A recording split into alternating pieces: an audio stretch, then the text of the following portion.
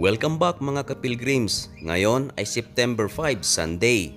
Part 14 na po tayo sa ating kawang gawa sa isla ng Olango. Masaya na namang nagtungo ang Team Pilgrims sa isang isla ng Cebu upang ipamahagi ang grasya na ating natanggap mula sa Panginoon.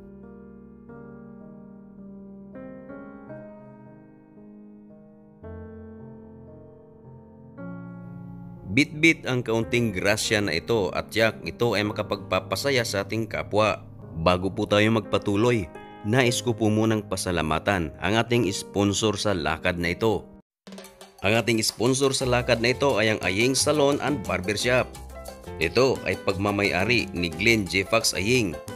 Napakamura lamang ng kanilang reband. Mura na, quality pa. At kung ikaw ay taga Cebu ay maaari nyo pong bisitahin ang kanilang shop. Ang kanilang shop ay matatagpuan sa Mactan, Lapu-Lapu City. At kung nais nyo po silang kontakin, maaari nyo po silang kontakin sa numero na yan. Gaya ng dati ay sasakay na naman tayo ng mga maliliit na barko na ito. Ang mga barkong ito ay ang pangunahing transportasyon ng mga taong nagbabalak pumunta sa Olango Island. 30 pesos naman ang pamasahe bawat tao. Napakaganda ng klima ngayon sapagkat walang init, walang hangin at walang ulan. Napakasarap talaga ng simoy ng hangin kapag ikaw ay nasa gitna ng karagatan.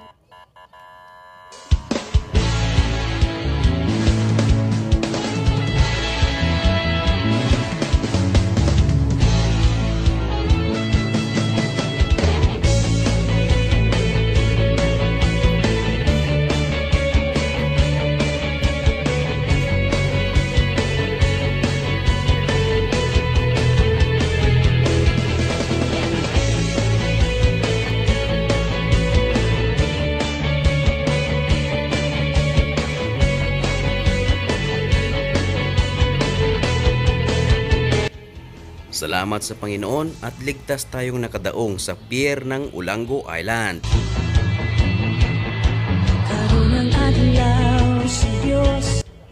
Welcome once again dito sa Olango Island. Ang Olango Island ay isa sa mga isla ng Lapu-Lapu City, probinsya ng Cebu. At meron itong residente na 42,000 as of 2020. At tricycle naman ang pangunahing transportasyon sa loob ng Olango Island mismo.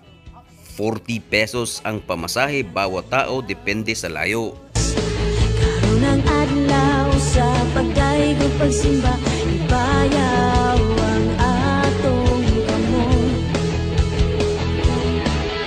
At ito na nga, nakarating na tayo sa ating feeding site. Bit-bit ang mga grasya na ito. Masaya tayong hinihintay ng ating mga kababayan dito sa isla ng Olango. Talaan, gamhanan ang Diyos. Daygon ko ikaw, o Diyos nga labing gamhanan, matuboy. At gaya ng ating nakasanayan, bago natin ipinamahagi ang ating munting handog, ay nagkaroon muna tayo ng maikling programa.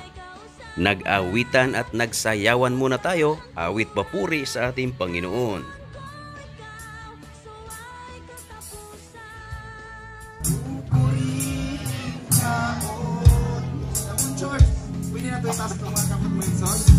Sa pagdaygo pagsimba, ibayaw ang atong amon. Mulukso, masayaw, masinggi, Napakasarap pagmasdan na kahit mga bata ay natututo na ring magpuri sa ating Panginoon. ikaw, o Diyos nga labing gamhanan, matuboy ka sa among pagsimba. O Diyos nga way kausaban, hangtod sa kahangturan. Daygon ko ikaw, sa way katapusan.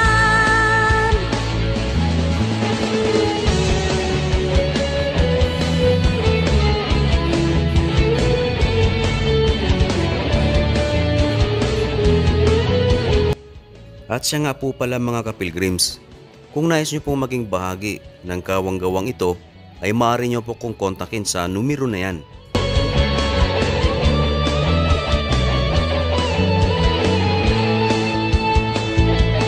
Daigon ko ikaw, o Diyos nga labing gamhanan, matuboy ka sa among pagsimba. O Diyos nga way kausaban, hangtod sa kahangturan. Daigon ko ikaw, sa way katapusan.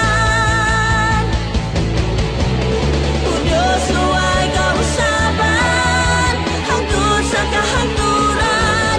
Daigon ko ikaw, sa way katapusan. Daigon ko ikaw, sa way At habang pinapanood mo ang video ito, ano po ang inyong nararamdaman? Maaari po kayong mag-comment sa ating comment section. Bago natin ipinamahagi ang ating kaunting handog, ay nagkaroon muna tayo ng pagbabahagi ng salita ng Diyos. Dito ay ating ibinahagi kung ano nga ba ang importance ng prayer, sapagkat bilang isang Kristiyano, kinakailangan natin ang pagdarasal. Mula noong unang panahon, sa panahon ni Abraham, ni Isaac at ni Jacob, o yung mga nauna pa sa kanila na naniniwala na may Diyos, ang mga taong ito ay nagdarasal. Si Moises ay nagdasal, ang mga apostol man ay nagdasal, at si Jesus nung siya ay nasa laman pa, siya ay nagdasal. Kaya tayo bilang mga Kristiyano ay kailangan nating magdasal, sapagkat ang pagdarasal, ito ay nagsisilbi nating komunikasyon sa ating Panginoon, sapagkat ang tunay na Kristiyano ay kailangang magdasal, dahil ang isang tao na nagkiklaim na siya ay Christian subalit hindi naman nagdarasal ay hindi ito matatawag na Kristiyano. Atin ding tinuruan ang mga bata. Atin silang ibinukod sapagkat meron tayo mga teachers sa mga bata. Atin silang tinuruan kung paano magpahalaga sa kapwa, gumalang sa mga nakatatanda, at higit sa lahat, manalig na merong Panginoon na may likha ng lahat ng bagay. At nang matapos ang ating maikling programa, ay ating ibinahagi ang ating kaunting handog. Tayo ay namahagi ng mga bigas, mga dilata, noodles. Dahil sa kahirapan ngayon, ako ay naniniwala na sa kaunting bagay na ating may babahagi, ito ay nakakalikha ng malaking tuwa. Hindi na kailangang maging mayaman para lang makatulong sa ating kapwa. Kung ano lang ang meron sa atin, ito ay sapat nang makapaglikha ng tuwa. At siguro ay dito na muna magtatapos ang ating video. Maraming salamat sa iyong panonood. Hanggang sa muli, magkita-kita po tayo uli. Umuwi ang Team Pilgrims na baon ang ngiti ng ating mga kababayan. Ngiti na walang katumbas na anumang salapi. Purihin ang Panginoon. Hello guys, salamat sa Panginoon at successful po ang ating feeding program dito sa Isla ng Ulango. Maraming salamat po sa inyong panonood. May God bless you and see you next time. God bless you.